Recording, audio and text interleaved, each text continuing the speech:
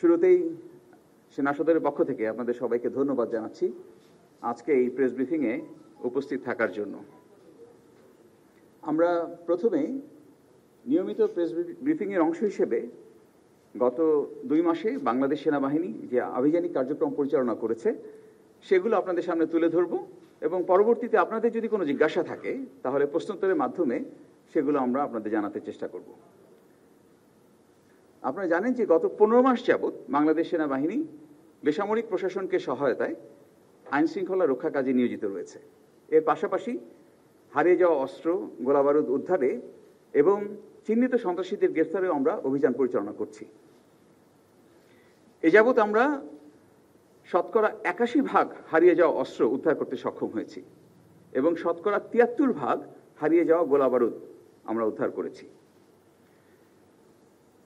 আমরা 19,000-এর উপরে অপরাধীকে গ্রেফতার করেছি, যাদের মধ্যে কিশোর গ্যাং, ডাকাতি, চাঁদাবাজির অপরাধ উল্লেখযোগ্য। আমি জানি আপনারা অবগত আছেন, তথাপি গত 2 মাসে আমাদের কিছু উল্লেখযোগ্য সাফল্য আমি আপনাদের সামনে তুলে ধরতে চাই।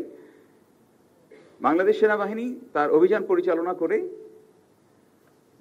বেশ কয়েকজন শীর্ষ সন্ত্রাসীকে গ্রেফতার করেছে। কিছুদিন আগে আমরা গোয়েন্দা তথ্যের ভিত্তিতে বিমানবন্দর রেলওয়ে স্টেশনে একটি তল্লাশি অভিযান চালাই এবং বিপুল পরিমাণ আগ্নেয়াস্ত্র এবং গোলাবারুদ উদ্ধার করতে সক্ষম হই।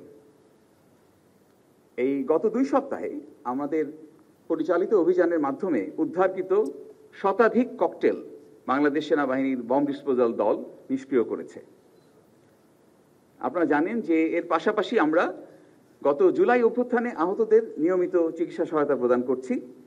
এ পর্যন্ত আমরা 5,338 জনকে বিভিন্ন সেনানিবাসের যে সিএমএইচ রয়েছে সেখানে আমরা চিকিৎসা দিয়েছি এবং এই মুহূর্তেও 27 জন আমাদের ঢাকা সিএমএইচে চিকিৎসাধীন রয়েছে।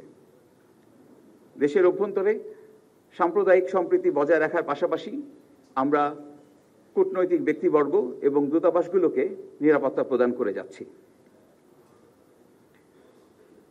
প্রিয় সাংবাদিকবৃন্দ, সমরে আমরা, শান্তিতে আমরা, সর্বত্র আমরা, দেশের তরে, এই মূল মন্ত্রকে ধারণ করে বাংলাদেশ সেনাবাহিনী প্রতিটি সদস্য দেশের সার্বভৌমত্ব রক্ষায় বদ্ধপরিকর। আপনারা জানেন মাননীয় প্রধান উপদেষ্টা একটি সুষ্ঠু, সুন্দর, নিরপেক্ষ এবং উৎসবমুখ নির্বাচনের জন্য সকলকে প্রস্তুতি গ্রহণ করার নির্দেশ প্রদান করেছেন। নির্বাচন কমিশন ইতোমধ্যে সকল আইনশৃঙ্খলা রক্ষাকারী বাহিনীর সঙ্গে তাদের মতামত বিনিময় করেছে এবং তদনুযায়ী বাংলাদেশ সেনাবাহিনীও তাদের প্রস্তুতি গ্রহণ করছে।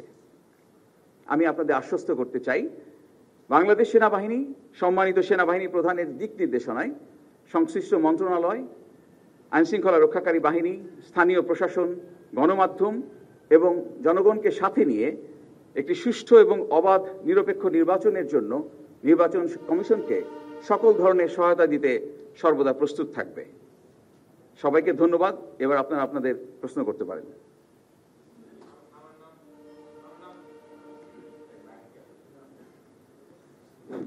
আমার নাম আলামিন, আমি দৈনিক আমার দেশের সিনিয়র রিপোর্টার। আমার একটি বিষয় জানার আছে যে দুদিন আগে একটি দলের মনোনয়ন, প্রার্থীদের মনোনয়ন দেওয়া হয়েছে এবং কয়েক জায়গায় মাদারীপুর, বরিশাল, চট্টগ্রাম সহ কয়েক জায়গায় সংঘর্ষের ঘটনা ঘটেছে। তো এখানে আইন শৃঙ্খলা পরিস্থিতি কিছুটা বিঘ্ন হয়েছে, বিষয়টি আপনাদের নজরে রয়েছে কিনা? যখনই আইন শৃঙ্খলা রক্ষার বিষয় আসে অবশ্যই সেটা আমাদের নজরের বিষয় এবং আমরা সর্বক্ষেত্রেই বাংলাদেশ সেনাবাহিনী আইন শৃঙ্খলা রক্ষাকারী বাহিনীগুলোকে যথাসম্ভব সহায়তা প্রদান করে আসছে। আসসালামু আলাইকুম, আমার নাম ফয়সাল হোসেন, আমি চ্যানেল 24-এ কাজ করি। সম্প্রতি সময়ে একটা গুঞ্জন আমরা শুনতে পাচ্ছি যে আসন্ন নির্বাচনের আগে যেই অন্তর্বর্তী সরকার রয়েছে এটার একটা পরিবর্তন আসবে, তত্ত্বাবধায়ক সরকার আসবে বা নির্বাচনী একটা সরকার এসে তার অধীনে নির্বাচন হবে। তো সেক্ষেত্রে নির্বাচনটা পেছানোরও সম্ভাবনা অনেক জায়গায় শোনা যাচ্ছে। তো আপনারা কি বিষয়টা অবগত আছেন কিনা? আমি ইতিমধ্যে উল্লেখ করেছি আমার বক্তব্যে যে বাংলাদেশ সেনাবাহিনী একটি সুষ্ঠু, অবাধ, নিরপেক্ষ নির্বাচনের জন্য সরকারের যে ইচ্ছা এবং গাইডলাইন দেয়া আছে এবং নির্বাচন কমিশন যেভাবে তাদের নির্বাচনের পরিপত্র প্রকাশ করবে সেই অনুযায়ী বাংলাদেশ সেনাবাহিনী সর্বাত্মক সহায়তা প্রদান করবে। জি, আমার নাম ইশতিয়াক ইমন, আমি চ্যানেল ওয়ানে কাজ করি। গতকাল আরপিও সংশোধন হয়েছে এবং সেখানে সেনাবাহিনীকে নির্বাহী ক্ষমতা দেওয়া হয়েছে আইন শৃঙ্খলা রক্ষায়। সেখানে সামাজিক যোগাযোগ মাধ্যমকে বারবারই বলা হচ্ছে যে একটি বড় থ্রেট, এবং সরকারও মনে করছে এটি চ্যালেঞ্জ। বাংলাদেশ সেনাবাহিনী এই সামাজিক যোগাযোগ মাধ্যমে যে ধরনের গুজব বা যে চ্যালেঞ্জগুলো আসবে নির্বাচনে, সেটি মনিটর বা সেটি নিয়ন্ত্রণে কোনো কাজ করবে কিনা? যোগাযোগ আপনারা এই প্রশ্নের উত্তরে আমাদের সঙ্গে উপস্থিত আছেন সম্মানিত জেনারেল অফিসার কমান্ডিং। আমাদের বক্তব্যের শেষ পর্যায়ে এই প্রশ্নের উত্তর আমরা আপনাদেরকে জানিয়ে দিব।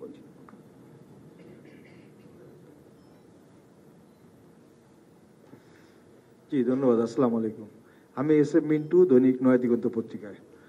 আমার একটা প্রশ্ন ছিল, সেটা হচ্ছে সম্প্রতি প্রধান উপদেষ্টা মহোদয় নির্বাচন বানচালের যে ছোটখাটো শক্তি নয় বড় শক্তি বানচালের জন্য নাশকতামূলক কর্মকাণ্ড চলতে পারে এরকম একটা আশঙ্কা করেছেন।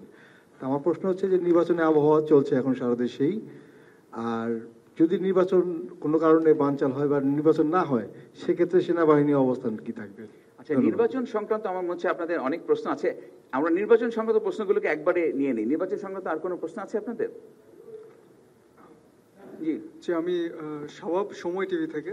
আমার প্রশ্নটা ছিল যে নির্বাচনকালীন সময় সহিংসতা কিংবা যে কোনো পরিস্থিতি মোকাবেলা করতে সেনাবাহিনী তো প্রস্তুত আছে, এটা আমরা জানি। তবে সেনাবাহিনীর যে জনবল, সেক্ষেত্রে অপ্রতুল মনে করছেন কিনা, যেহেতু পুরো দেশে অনেকগুলো কেন্দ্রে অনেক জায়গায় সব জায়গায় তো একসাথে ভোট হবে, তো সেখানে পর্যাপ্ত কি আসলে সেনাবাহিনীর সেই জনবল আছে? না থাকলে সেখানে কি করার থাকবে, বা অন্য বাহিনী কি আপনারা কিভাবে প্রস্তুত করছেন?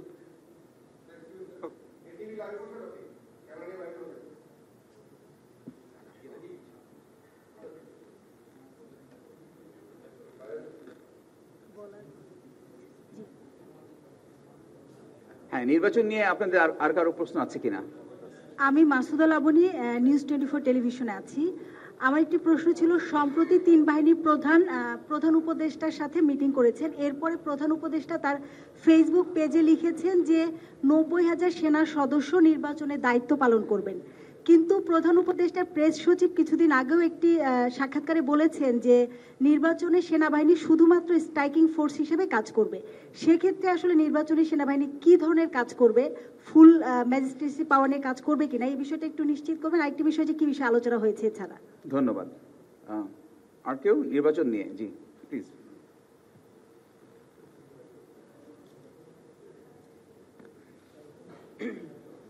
হ্যালো, হ্যাঁ আসসালামু আলাইকুম। আমার নাম কাজী সোহাগ, আমি বাংলাদেশ। জি,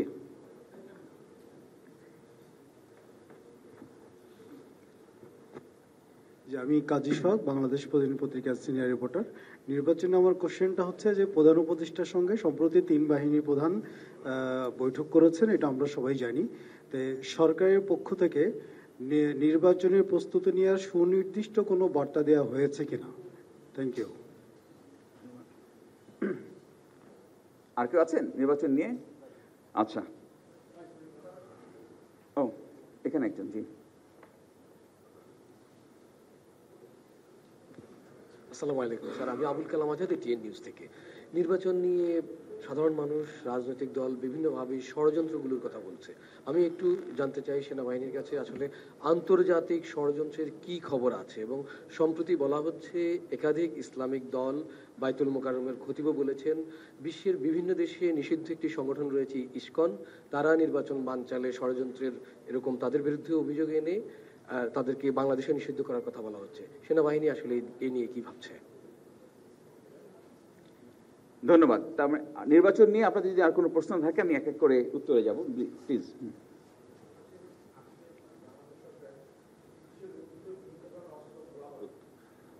উদ্ধারের জন্য আর্থিক পুরস্কার ঘোষণা করেছে। লুণ্ঠিত অস্ত্র গোলাবারুদের প্রকৃত সন্তানদের পুরস্কৃত করবে। সেটা হচ্ছে এলএমজির জন্য 5 লক্ষ টাকা, এসএমজির জন্য 1.5 লক্ষ টাকা, চাইনিজ রাইফেল 1 লাখ টাকা, পিস্তল শর্টগান 50,000 টাকা, প্রতি রাউন্ড গুলির জন্য 500 টাকা। আমার কথা হচ্ছে যে আপনারা এর আগেও আপনারা একটা অস্ত্র এবং গোলাবারুদ উদ্ধার করেছেন আপনার রেল স্টেশন থেকে। আপনারা কি এরকম এই নির্বাচনের আগে কোনো ধরনের অপারেশন করার, অস্ত্র উদ্ধারের জন্য অপারেশনের প্ল্যানিং আছে নাকি?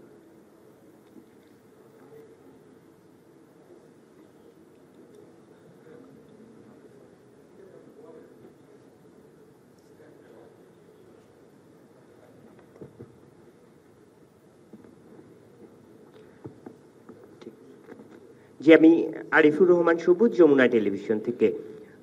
আমি মূলত যে প্রশ্নটা করতে চাচ্ছি, গতকালকে স্বরাষ্ট্র মন্ত্রণালয়ের কোর কমিটির একটা বৈঠক হয়েছে। সেই বৈঠকে মাঠে যে সেনা সদস্যরা কাজ করছে সেই সেনা সদস্যের পরিমাণটা অর্ধেকে নামিয়ে আনার একটা সিদ্ধান্ত হয়েছে। তো বর্তমান যে আইন শৃঙ্খলা পরিস্থিতি সেটা নিয়ে জনমনে এমনিতেই কিছুটা আতঙ্ক আছে।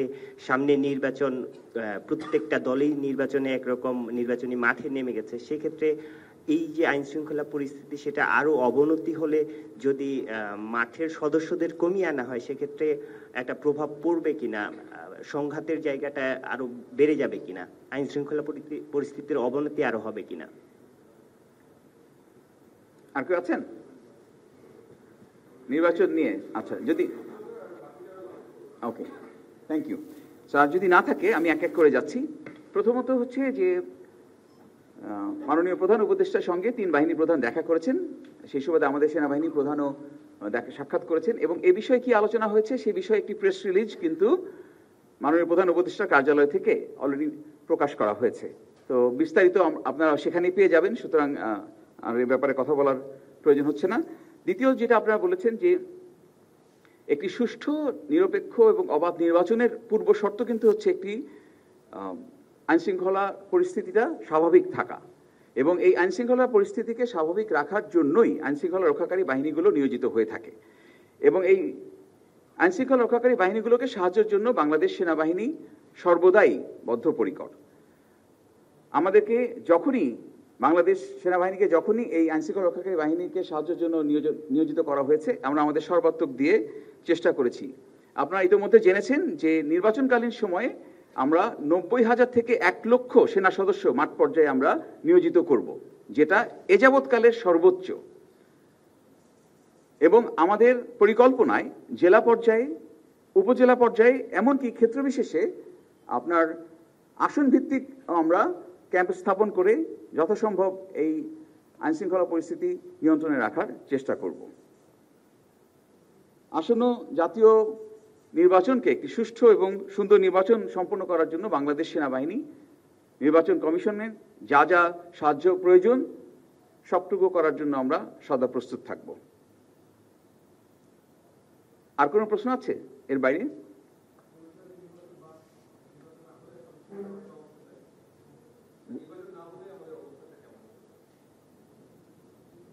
আমরা সকলে মিলে একটি সুষ্ঠু সুন্দর নির্বাচন সম্পন্নের জন্য সকল ধরনের প্রস্তুতি গ্রহণ করছি।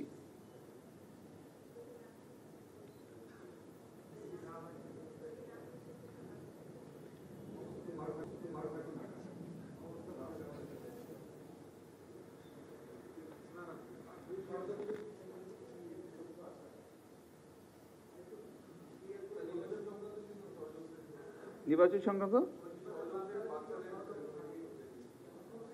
আমি আবারও বারবার করে বলতে চাই যে মাননীয় প্রধান উপদেষ্টা একদম পরিষ্কার করে বলেছেন একটি সুন্দর, সুষ্ঠু এবং উৎসব মুখর নির্বাচনের জন্য সকলকে উনি তার উপদেশ দিয়েছেন এবং তদনুযায়ী কাজ করতে বলেছেন, নির্দেশনা দিয়েছেন।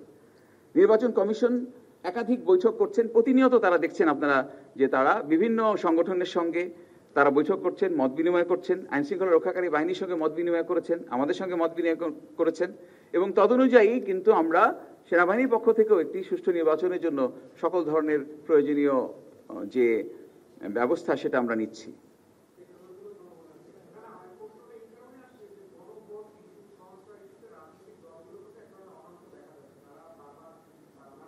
বলছেন যে কারণেই আসলে নির্বাচন নিয়ে মানুষের মধ্যে এক ধরনের সংশয় দেখা দিয়েছে যে গণভোট ইস্যুতে কি হবে, সংস্কার ইস্যুতে কি হবে, এবং সরকারের পক্ষ থেকেও কিন্তু রাজনৈতিক দলগুলোর উপর ফয়সালা ছেড়ে দেওয়া হয়েছে। সেই কারণেই আসলে মানুষের মধ্যে বারবার প্রশ্ন যে নির্বাচনটা আসলে হবে কিনা, যদি নির্বাচন না হয় বা পেছানো হয় সেই ক্ষেত্রে সেনাবাহিনীর অবস্থানটা কি হবে? আমি কিন্তু ধন্যবাদ আমার প্রশ্নের জন্য। আমি কিন্তু আমার বক্তব্যের শেষের দিকে বলেছিলাম যে সমরে আমরা, শান্তিতে আমরা, সর্বত্র আমরা দেশের তরে, এটি কিন্তু আমাদের মটো। সো দেশের জন্য প্রয়োজনে সেনাবাহিনী যে দায়িত্বে তাকে নিয়োজিত করা হবে সে দায়িত্ব সে পালন করতে বদ্ধপরিকর।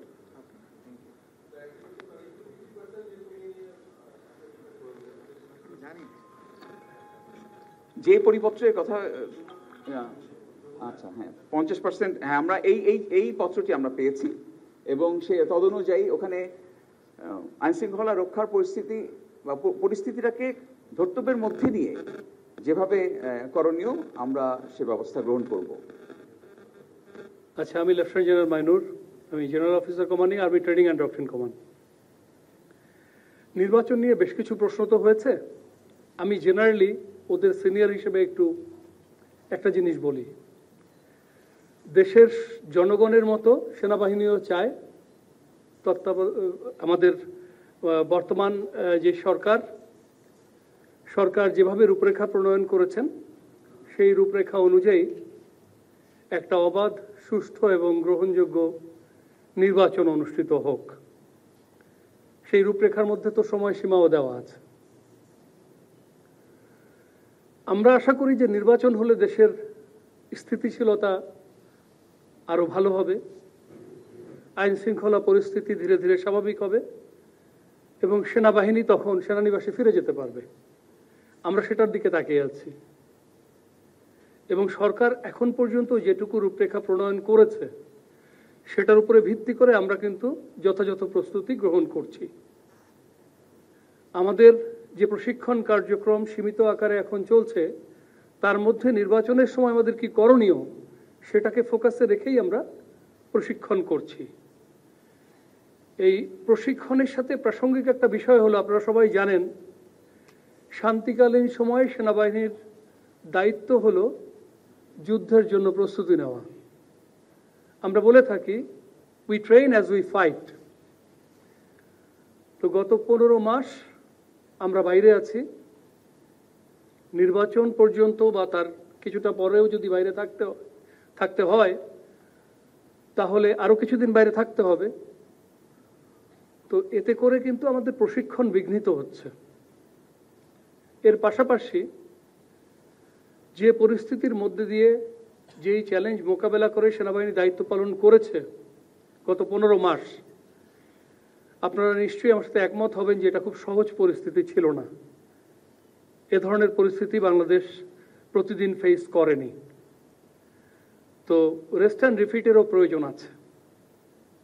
তো এই জন্য আমরাও চাই একটা সুষ্ঠু নির্বাচন অনুষ্ঠিত হোক এবং আমরা সেনানিবাসে ফেরত আসতে পারি। আমি জাস্ট ব্রিগেডিয়ার জেনারেল মঞ্জুর যেটা বলেছে ওটাকে একটু সামারাইজ করার চেষ্টা করলাম। মঞ্জুর, আর একটা প্রশ্ন ছিল সোশ্যাল মিডিয়ার ব্যাপারে, প্রশ্নটাকে আপনি আবার একটু করবেন? এখন যেহেতু নির্বাচনে আপনারা নির্বাহী ক্ষমতাটাও পাচ্ছেন, সেখানে সরকারের পক্ষ থেকে বারবার বলা হচ্ছে যে সোশ্যাল মিডিয়া এখন বড় চ্যালেঞ্জ এবং এখানে নানান ধরনের গুজব সৃষ্টি হচ্ছে, তৈরি হচ্ছে, নির্বাচনে আরও তৈরি হবে। সেটা নিয়ন্ত্রণে আসলে সেনাবাহিনী আলাদা কোনো উইং করবে কিনা বা এই পরিস্থিতিটি কিভাবে নিয়ন্ত্রণ করবে? ওকে, খুবই প্রাসঙ্গিক একটা প্রশ্ন। দেখেন, যেভাবে আমি একটু আগে বলেছি, আপনারা সবাই জানেন যে গত 15 মাস সেনাবাহিনী বেসামরিক প্রশাসনের সহায়তায় নিয়োজিত আছে এবং অত্যন্ত চ্যালেঞ্জিং এবং প্রতিকূল পরিস্থিতির মধ্যে দিয়ে দায়িত্ব পালন করছে এবং আমি বলবো অত্যন্ত পেশাগতভাবে দায়িত্ব পালন করেছে। আপনি যেভাবে বললেন আমরাও লক্ষ্য করেছি যে কিছু স্বার্থান্বেষী মহল সেনাবাহিনী, বিশেষ করে সেনাবাহিনীর নেতৃত্বকে প্রশ্নবিদ্ধ করার জন্য মিথ্যা, বানোয়াট এবং উদ্দেশ্য প্রণোদিতভাবে অপপ্রচার চালাচ্ছে। এটা দুঃখজনক। আমি আপনাদেরকে নিশ্চিত করতে চাই যে সেনাবাহিনীর প্রতিটি সদস্য, সেনাবাহিনী প্রধান এবং সেনাবাহিনীর সিনিয়র লিডারশিপের প্রতি শতভাগ অনুগত এবং বিশ্বস্ত রয়েছে। আগের যে কোনো সময়ের তুলনায় সেনাবাহিনী এখন আরো বেশি ঐক্যবদ্ধ এবং আমাদের ভ্রাতৃত্ববোধ এখন আরো বেশি। তো আমার অনুরোধ থাকবে সামাজিক যোগাযোগের মাধ্যমে যে প্রচারণা, এটাকে আমরা পরিহার করে ঐক্যবদ্ধভাবে সামনের দিকে এগিয়ে যাই। যে দায়িত্ব সেনাবাহিনীকে দেওয়া হয়েছে এবং ভবিষ্যতে যে দায়িত্ব দেওয়া হবে, সেনাবাহিনী সেটা যথাযথভাবে পালন করবে। চিরদিন করেছে, সামনেও করবে ইনশাল্লাহ। সোশ্যাল মিডিয়ার প্রচারণাকে আমরা এর বিরুদ্ধে কিছু করাটা আসলে খুব প্রয়োজন আছে বলে আমি মনে করি না, যদিও আমাদের নিজস্ব ওয়েবসাইট আছে, আমরা কি করছি আমরা সেখানে উল্লেখ করি। বাট আসলে মিথ্যাকে বিতাড়িত করার জন্য সত্যই যথেষ্ট, এবং আমরা সত্য দিয়েই সেটাকে প্রমাণ করতে চাই, আমরা কাজের মাধ্যমে প্রমাণ করতে চাই। I hope you got the answer. না, আমি একটু জাস্ট, আপনি অলরেডি উত্তর দিয়েছেন। আমার নাম জামিল, আমি ডেইলি স্টারে কাজ করি। আমরা আসলে দেখেছি আপনাদের পক্ষ থেকে আইএসপিআর বা বাংলাদেশ আর্মির পেজে কিছু কাউন্টার ন্যারেটিভ দেওয়া হয়েছে, বাট ওরকম আসলে কোনো ভিজিবল অ্যাকশন বা আপনাদের পক্ষ থেকে কোনো ব্যবস্থা নেওয়া হচ্ছে না এই যারা এই কাজগুলো করছে বা ফটোকার্ড। কারণ আমরা মানুষ তো বিশ্বাস করে যেটা আসলে দেখে, একের পর এক ভিডিও বা এই ধরনের কার্যক্রম দেখেই যাচ্ছে। এটার আসলে কোনো কারণ আছে কিনা, বা আপনারা কোনো ব্যবস্থা কেন নিচ্ছেন না? আসলে কোনো কারণ নাই। যেমন আপনি বললেন যে এগুলি সত্য না, আপনার বডি ল্যাঙ্গুয়েজ, আপনার প্রশ্নই বলছে যে আপনি নিজেই বিশ্বাস করেন এগুলি সত্য না। তো আমরা we want to leave it to the judgement of the people. যেগুলি বলা হয়েছে সেগুলি সত্যি হলে আজকে কি হতো, বা সেই বিষয়টাকেও তো আমাদের বিবেচনায় নিতে হবে। আমি মনে করি হয়তো আমাদের আরো কিছু করার সুযোগ আছে, আমরা সেটা দেখব, বিবেচনা করব। ধন্যবাদ।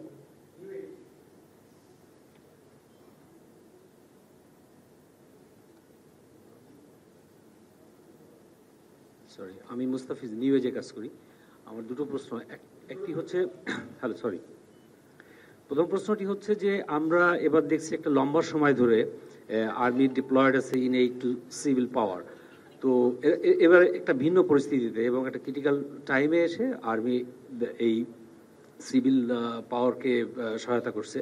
তো আমরা যেটা দেখছি যে অন্য সময় এর থেকে আরো ল অ্যান্ড অর্ডার আরো প্রোগ্রেস করে, বিশেষ করে চাঁদাবাজি এইখানে ওরকম প্রভাব নাই। রাস্তাঘাটের যে শৃঙ্খলাটা ফিরে আসার কথা ছিল সেটাও আমরা দেখছি না। তো এবার এরকম পরিস্থিতি থেকে যাচ্ছে কেন, এটা একটি। আরেকটা আগে নিয়ে নেই আপনারা। Thank you. It will be better যে আমি এটার উপর একটু ফোকাস করি। আমি আপনাকে অনুরোধ করব 5ই অগস্টের পরবর্তী পরিস্থিতির দিকে একটু ফিরে তাকাতে। আমি নিজে তখন জিওসি 24 পদাতিক ডিভিশন ছিলাম।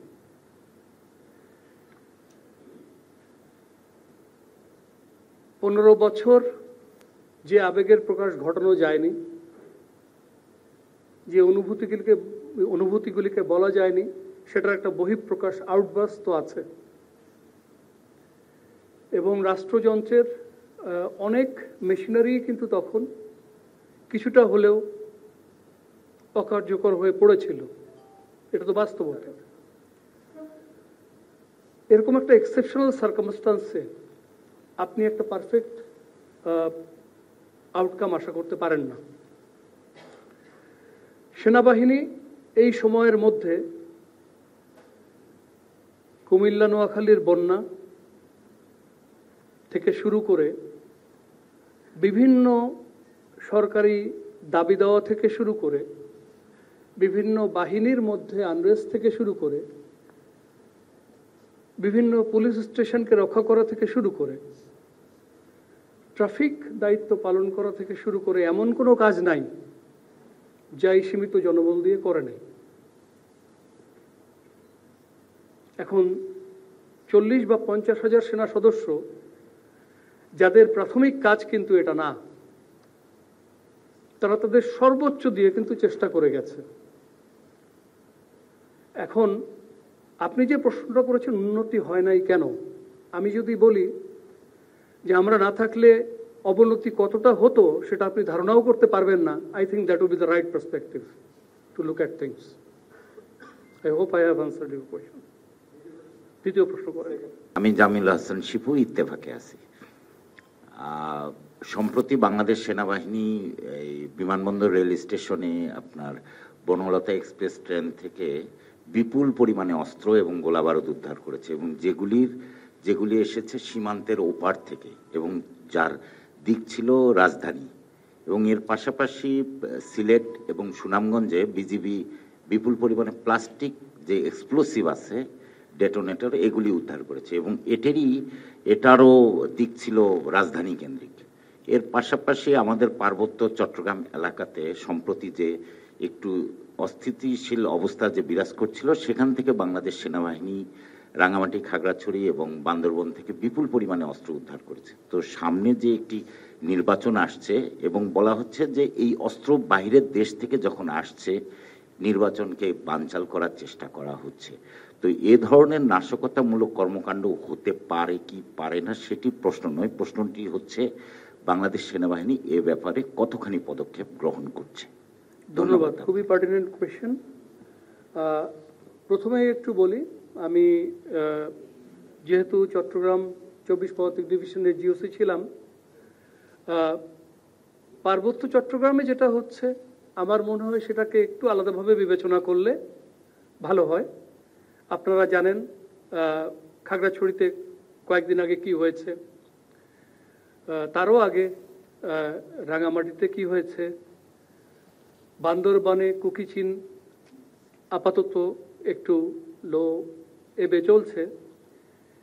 সো পার্বত্য চট্টগ্রামের বর্ডার থেকে অস্ত্র আসলে সেটা ঢাকামুখী, এই বিষয়টা প্রশ্নবিদ্ধ। মাইন হলে সেটা একটা স্ট্যাটিক ওয়েপন সিস্টেম, ওটাকে ডিনাই করার জন্য ব্যবহার করা হয়েছে। বাট অন্য যে জায়গাগুলির কথা আপনি বলেছেন যেখান থেকে ঢাকামুখী অস্ত্রের চালান ধরা পড়েছে, এটা অবশ্যই আমাদেরকে কনসার্ন করা উচিত। আমরা অবশ্যই এটা নিয়ে চিন্তিত, but at the same time এই যে ধরা পড়েছে এটাও তো একটা সাফল্য।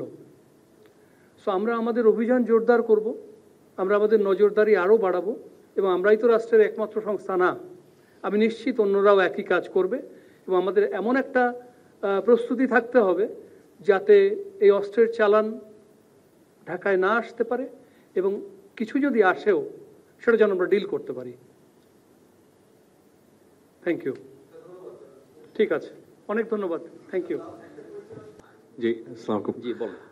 আমি একটু জানতে চাইছিলাম যে আপনাদের লাস্ট যে ব্রিফিং এ যে বিষয়টা আনা হয়েছিল যে সেনা আইন এবং আইসিটি অ্যাক্টের যে মানবাধিকার বিচারের যে কিছু মানে পার্থক্য রয়েছে, যে আইনের যে কিছু কিছু বিষয় অসঙ্গতি বা আপনাদের পক্ষ থেকে একটা জানার বিষয় ছিল যে এই আইনটা আসলে আমাদের উপরে মানে সেনা আইনের উপরে কতটুকু প্রয়োগ করা যাবে।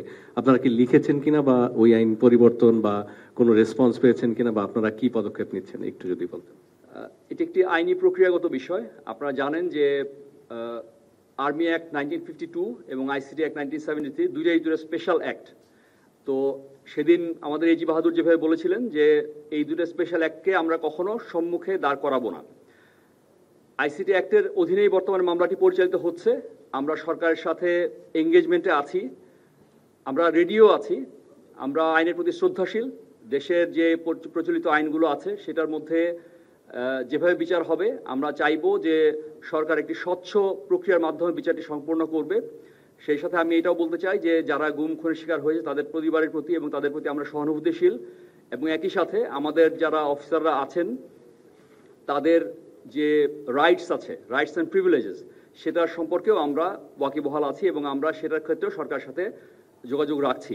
এবং আমরা দুইটা অ্যাক্টকে সামনাসামনি দাঁড় করাবো না। সরকার যেটাকে ভালো মনে করে সেভাবেই যেন এটা এগিয়ে যায়, সেভাবেই আমরা এগিয়ে যাচ্ছি। আমরা প্রস্তুত আছি, যদি এটা আর্মি অ্যাক্টের অধীনে বিচার করতে বলে তাহলে আমরা করতে পারবো, সেভাবে আমরা প্রস্তুতি নিচ্ছি। একটু সাপ্লিমেন্ট যদি করি, যেহেতু আপনি করছেন যে ওদের বিচার আইসিটি, ওনাদের বিচার আইসিটি একটাই হচ্ছে, তাহলে ওনাদের কি এখন চাকরি বহাল আছে?